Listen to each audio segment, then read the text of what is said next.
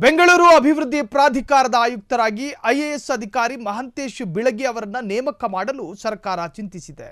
2012ರ ಬ್ಯಾಚ್ನ ಮಹಂತೇಶ್ ಬಿಳಗಿ ಸದ್ಯ ಬೆಸ್ಕಾಂ ವ್ಯವಸ್ಥಾಪಕ ನಿರ್ದೇಶಕರಾಗಿ 2.5 ವರ್ಷದಿಂದ ಸೇವೆ ಸಲ್ಲಿಸುತ್ತಿದ್ದಾರೆ. ಈ ಹಿಂದೆ ದಾವಣಗೆರೆ ಜಿಲ್ಲಾಧಿಕಾರಿ ಸೇರಿ ಹಲವು ಹುದ್ದೆಗಳಲ್ಲಿ ಯಶಸ್ವಿ ಸೇವೆ ಸಲ್ಲಿಸಿದ್ದಾರೆ. ಯಾವುದೇ ವಿವಾದಗಳಿಲ್ಲದೆ ಜವಾಬ್ದಾರಿ ನಿರ್ವಹಿಸುವ ಬಿಳಗಿ ಅವರನ್ನು ಇದೀಗ ಬಿಡಿಎ ಆಯುಕ್ತರ ಹುದ್ದೆಗೆ ನೇಮಕ ಮಾಡಲು ಸರ್ಕಾರ ಮುಂದಾಗಿದೆ. ಬಿಳಗಿ ಅವರಿಗೆ ಬೆಸ್ಕಾಂ ಎಂಡಿ ಹುದ್ದೆ ಜೊತೆಗೆ ಹೆಚ್ಚುವರಿಯಾಗಿ ಬಿಡಿಎ ಕಮಿಷನರ್ ಹುದ್ದೆ ನೀಡುವ ಬಗ್ಗೆ ಚರ್ಚೆ ನಡೆದಿದೆ ಎಂದು ಸರ್ಕಾರದ ಉನ್ನತ ಮೂಲಗಳು ಫ್ರೀಡಂ ಟಿವಿಗೆ ತಿಳಿಸಿವೆ.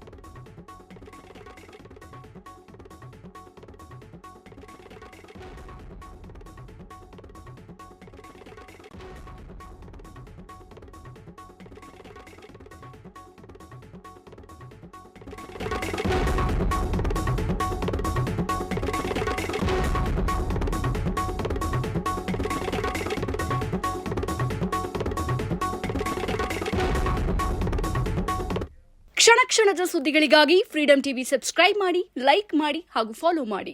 ಹೊಸ ಸುದ್ದಿಗಳ ನೋಟಿಫಿಕೇಶನ್ಗಾಗಿ ಬೆಲ್ ಐಕಾನ್ ಮೇಲೆ ಕ್ಲಿಕ್ ಮಾಡಿ.